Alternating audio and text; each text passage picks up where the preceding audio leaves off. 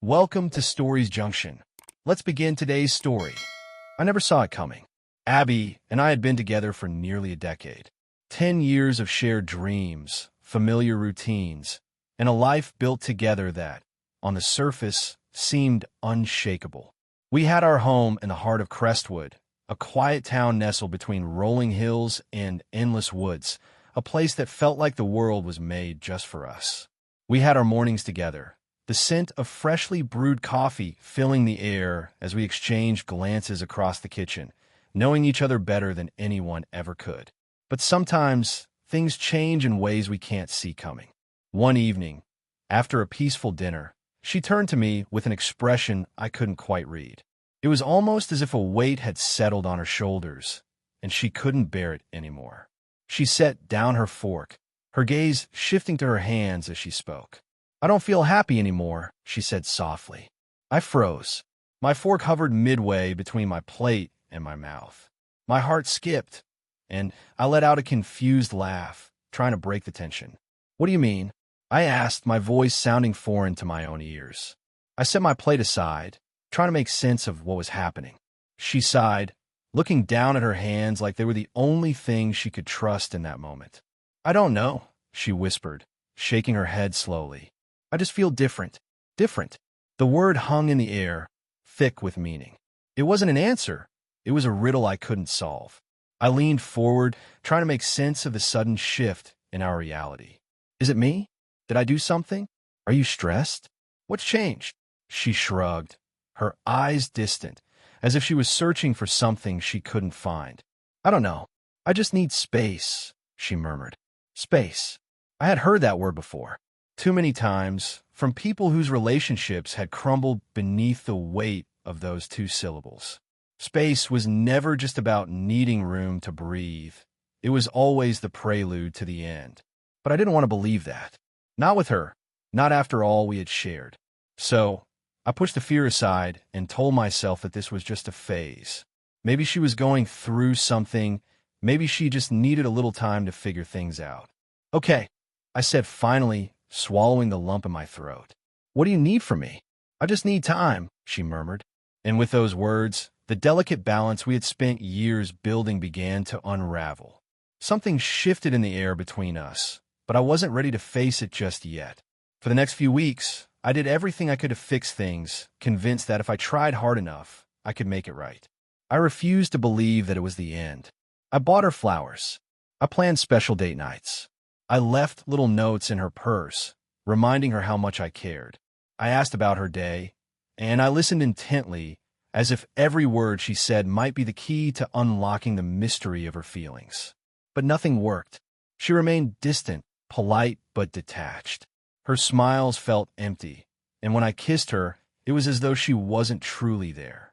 I started noticing the small things, the way she checked her phone more frequently, the way she kept it turned away from me when I was nearby, as if hiding something. The way she sighed when I asked if she was okay, almost as if my concern was a burden she had grown tired of answering. And the way she hesitated before saying, "I love you," like the words no longer fit her the way they used to. One night, I thought I had it all figured out. I planned a romantic dinner with candles, soft music in the background, and her favorite meal. She sat across from me, stirring her food absent-mindedly, barely eating. When I asked her about it, she said, almost without looking up, "You don't have to do all this." I put my fork down and looked at her, trying to hide the hurt that was beginning to bubble up inside me. "I want to," I said quietly. But she exhaled slowly, her voice heavy with something I couldn't name. "I told you, I just need space," she said, her tone final, like she had already made up her mind. "Space from what?" I asked, the question escaping my lips before I could stop it. She didn't answer. And just like that, I understood. It wasn't about needing time apart. It was about needing to be away from me. That night, I lay in bed beside her, staring at the ceiling.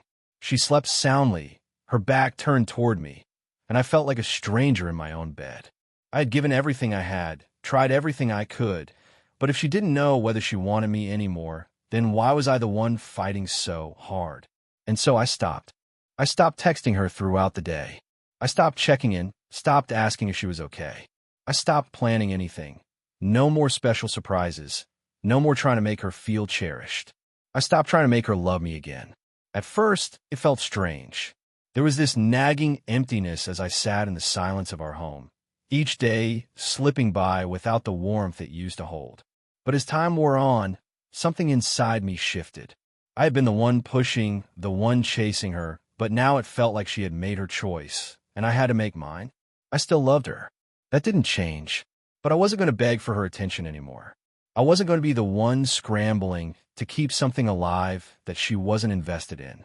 Days passed, and I went about my life with a strange kind of calm. I wasn't angry or hurt, just detached. I was no longer trying to convince her that I was worth her love. I was just done. The weight of the uncertainty that had been crushing me for weeks lifted, leaving behind a quiet sense of resolve. And then, something unexpected happened. She started noticing. It was subtle at first. She began texting me during the day, asking where I was or what I was doing. There was a sudden curiosity about my life, a sharp contrast to the indifference she had shown before. She called me at work, something she hadn't done in ages, and asked how my day was going. She started waiting up for me at night, sitting on the couch with her eyes trained on the door like she had been expecting me hours earlier. One evening, I walked into the kitchen to grab a drink, and there she was, standing by the counter, watching me. Her gaze was softer, almost uncertain. "You've been really distant lately," she said, her voice quieter than usual, like she wasn't sure how to approach me anymore. I paused, taking a slow sip of water, letting the silence hang in the air. "I'm just giving you the space you asked for," I replied, my voice steady but distant. She blinked, the words seeming to hit her harder than she expected. Her lips parted as though she was trying to say something, but no words came out. For the first time in weeks, I saw a flicker of something in her eyes. Uncertainty, maybe even fear. At first, she tried to brush it off. She tried to convince herself that my distance was just me being upset, that I was holding some kind of grudge. But as the days wore on, it became harder for her to ignore. She started trying. It wasn't the same as before, though. There was something different about it now, something almost desperate in her efforts. She suggested that we watch our favorite shows together, lingering by my side when I was doing chores around the house, trying to create moments we used to share. One night, she even brought home my favorite takeout, something she hadn't done in months. Her eyes were soft, hopeful, but I couldn't shake the feeling that it was too little, too late. I had been the one who fought for us, who had tried every possible way to bring us back to where we used to be. But now, it felt like the roles were reversing. She was the one chasing, and I was the one who no longer cared to be chased. Then came the night I was sitting on the couch, scrolling through my phone, when she hesitated before sitting down beside me. The air between us was thick, filled with unspoken words and questions that neither of us wanted to answer. "Do you still love me?" she asked, her voice barely above a whisper. I turned to her, my expression unreadable. "Why are you asking me that now?" She blinked, caught off guard, like she wasn't prepared for me to respond this way. "I just feel like we're growing apart," she admitted, her voice cracking slightly. I let out a small, humorless laugh, shaking my head. "You're the one who wanted space. I'm just respecting that."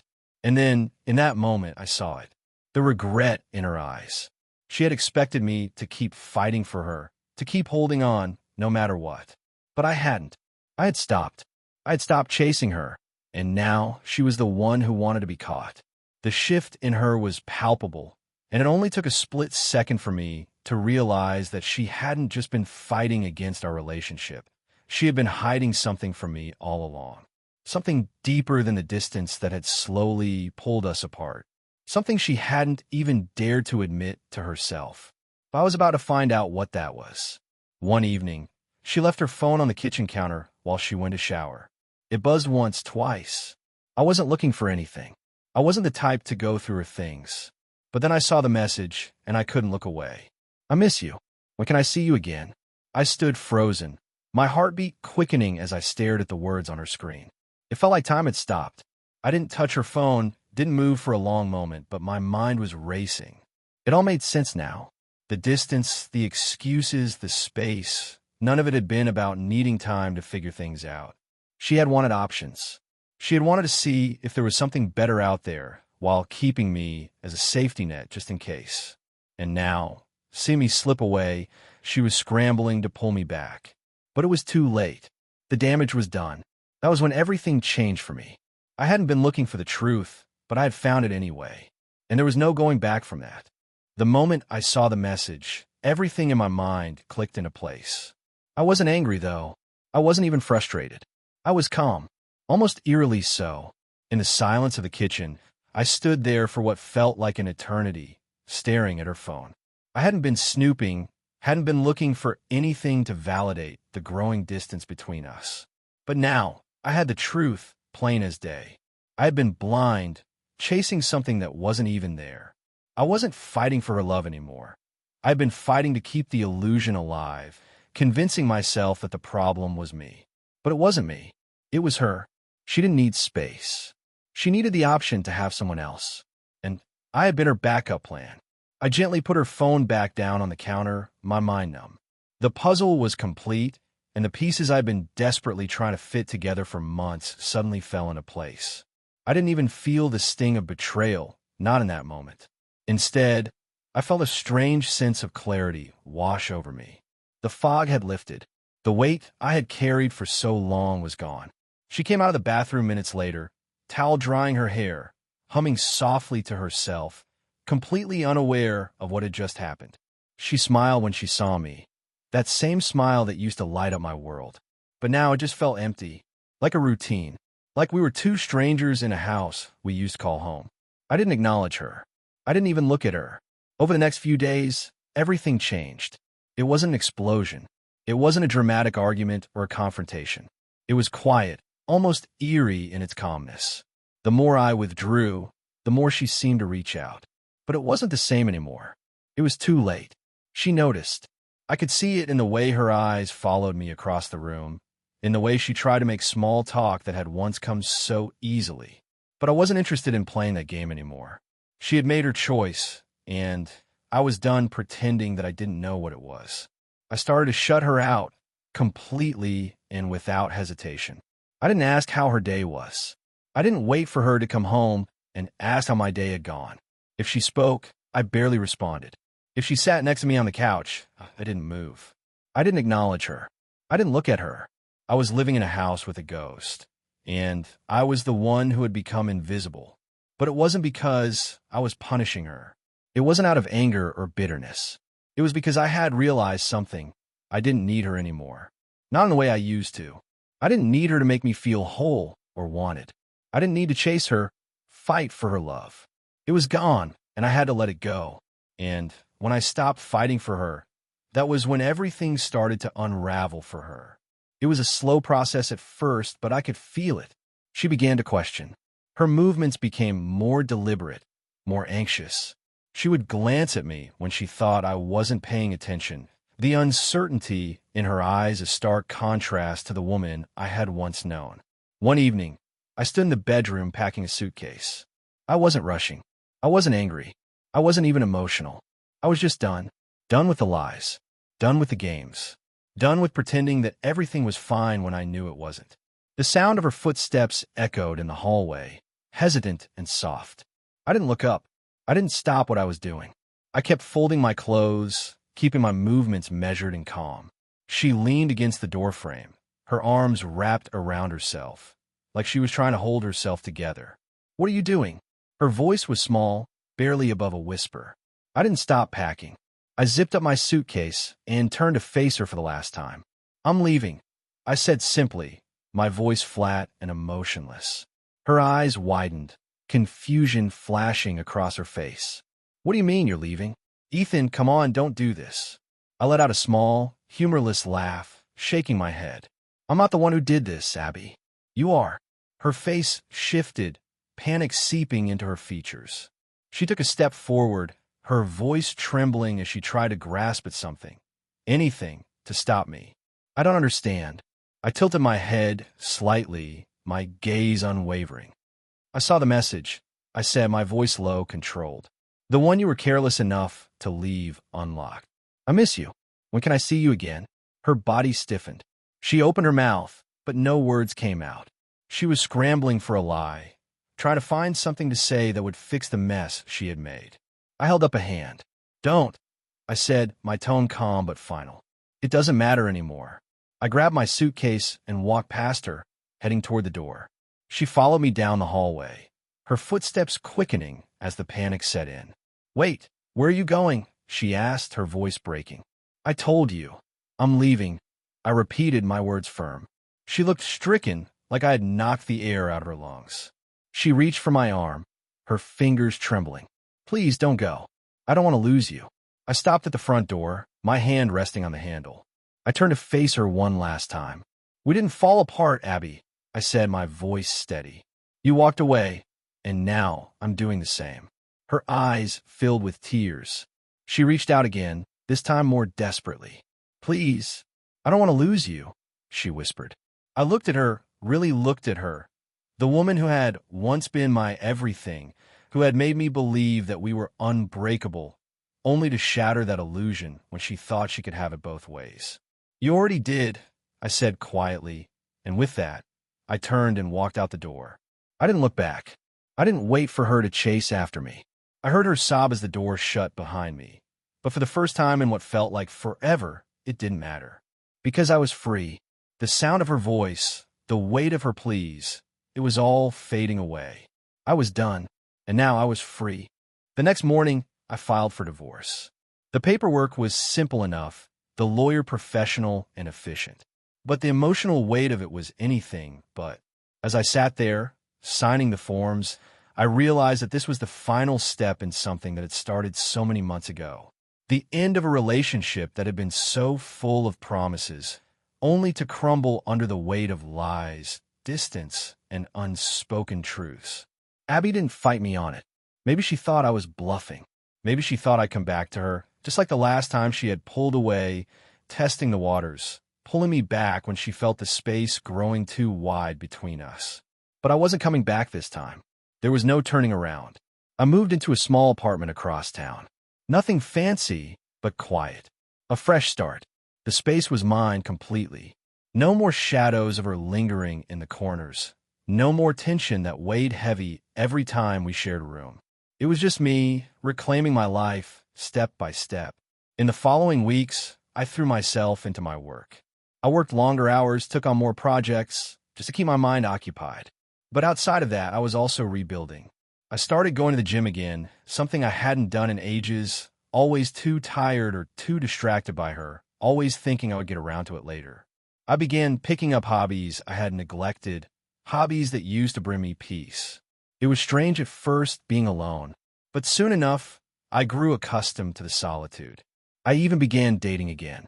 At first, it was awkward sitting across from women who weren't Abby, learning their stories, their lives, their quirks. But there was a freedom in it that I hadn't felt in years. Every date, every conversation was a reminder of how far I had come, how much space I had reclaimed. I wasn't just surviving anymore. I was living again. A few months later, the divorce was finalized. Abby got the house, but I didn't care. It was just a building, bricks and walls, nothing more. I had already left that place behind, and it no longer held the same weight it once did. The house was a reminder of everything we had built together. But for me, it was nothing more than a memory, faded, distant. It was strange to realize how little I missed her, how little I missed the life we had. I thought I would mourn it more, that I would struggle with letting go. But it wasn't hard. Not anymore. It was like taking off a mask that had grown too tight, too uncomfortable, a mask that I had worn for far too long. I wasn't the person I had been when I was with her, and I wasn't interested in pretending anymore. Then, 6 months after the divorce was final, the unexpected happened. There was a knock on my apartment door one evening. I wasn't expecting anyone. I had just pulled on my sneakers, getting ready to head to the gym when the sound echoed through the apartment. I froze. No one came by unannounced, and I wasn't in the mood for surprises. When I opened the door, I was met with the last person I thought I would see. Abby. She stood there, looking nothing like the woman I had left behind. Her hair was pulled into a messy bun, her eyes tired, like she hadn't been sleeping. Her clothes were simple, worn in, and she held her hands clasped together in front of her, almost as if she was holding herself together. There was no makeup, no polished exterior. She looked human, vulnerable. "Hey," she said softly, her voice barely audible. I stood there, frozen in the doorway for a moment. I knew what this was. I had prepared myself for it. This was the moment I had been waiting for, where she came back, pleading for me to take her in again, for me to forgive her and give her another chance. But I didn't want that anymore. I had moved on. I finally replied, my voice calm, steady. I already knew where this was going. She shifted on her feet, glancing around, like she didn't know what to do with herself. "Can I come in?" Her voice was tentative, unsure. I hesitated for a moment, but then stepped aside. She walked in, her eyes scanning the space, taking it all in. She seemed out of place, like she didn't belong in this part of my life anymore.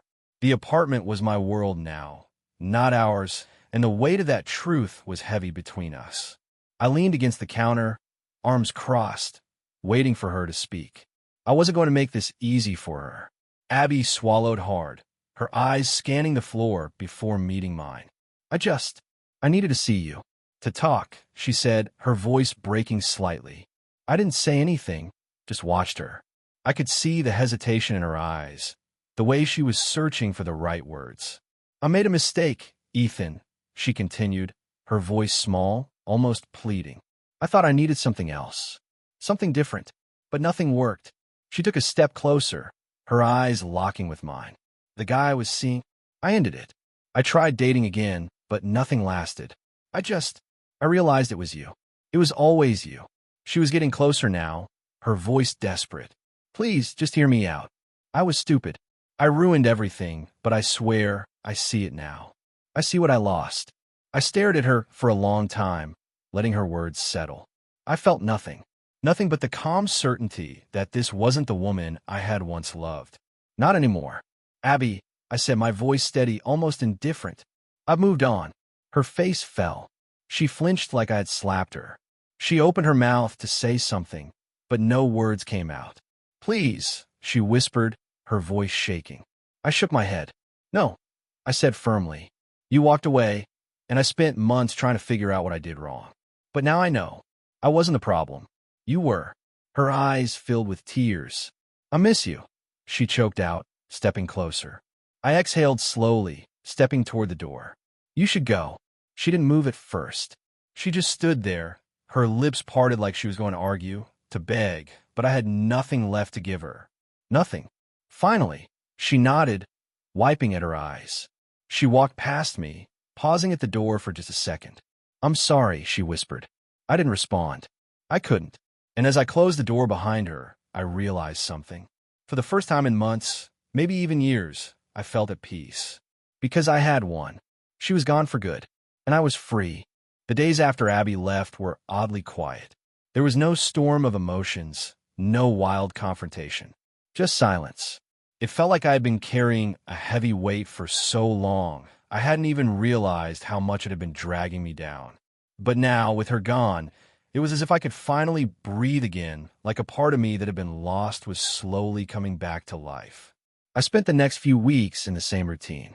Work, gym, quiet evenings alone. I didn't think about Abby much, though every now and then I would catch myself wondering how she was doing. But those thoughts were fleeting. She was a chapter that had closed, and I had no intention of reopening it. I kept myself busy with the small things, the things that had been pushed to the side while I was in that relationship. I took up cooking again, something I'd always loved but had put on the back burner. I went to new places, met new people, and allowed myself to enjoy being alone without feeling lonely. There was no longer a weight of expectation or regret holding me back. I was free to rediscover who I was without anyone else's influence. A few months passed. The memory of her became more distant, like a shadow fading in the distance. The pain, the confusion, the questions about where I had gone wrong, all of it began to slip away. And in its place, I found clarity.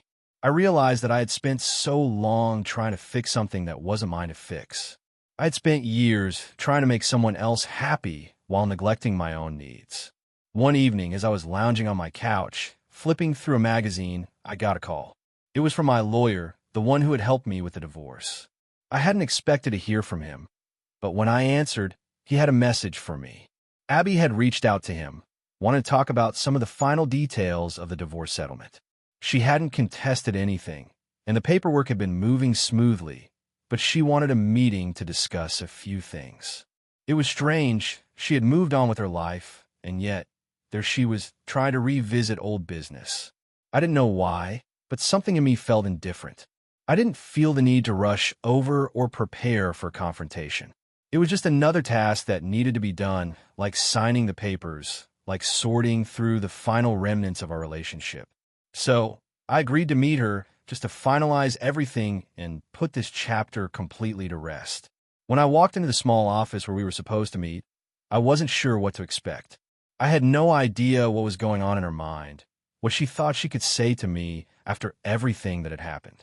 But I wasn't going there to listen to her excuses or explanations. I was there because it was the last step, and I was ready to move on entirely. Abby was already there when I arrived. She looked almost the same, tired, like she hadn't been sleeping, a little more worn than I remembered. But she wasn't the woman who had left me with so many unanswered questions. She wasn't the woman who had turned my life upside down. She was just another person now. We sat down across from each other, and for a long time, neither of us spoke. There was an uncomfortable silence hanging in the air, the kind that only comes when two people are in the same room but have nothing left to say. I could feel her eyes on me, but I didn't look at her. I wasn't interested in reading her face anymore. Finally, she broke the silence. "I've been thinking a lot, she said quietly, her voice strained, almost apologetic. About everything. About us. I was wrong, Ethan. I thought I needed something else, but I see now. I see how much I hurt you." I didn't respond. I couldn't. Words didn't seem necessary anymore. What could I say? That I forgave her? That I wish things had worked out differently? The truth was, I didn't care anymore. I had done my mourning, my wondering. It was over, and it had been over for a long time. She seemed to sense the distance between us. Her voice cracked slightly as she spoke again. "I'm sorry, Ethan, for everything. I never should have let it get to this point. I never should have pushed you away. I thought I could find something better, but I was wrong. I lost the best thing I had." I finally looked at her then. There was a sadness in her eyes, but it wasn't the kind that was meant for me.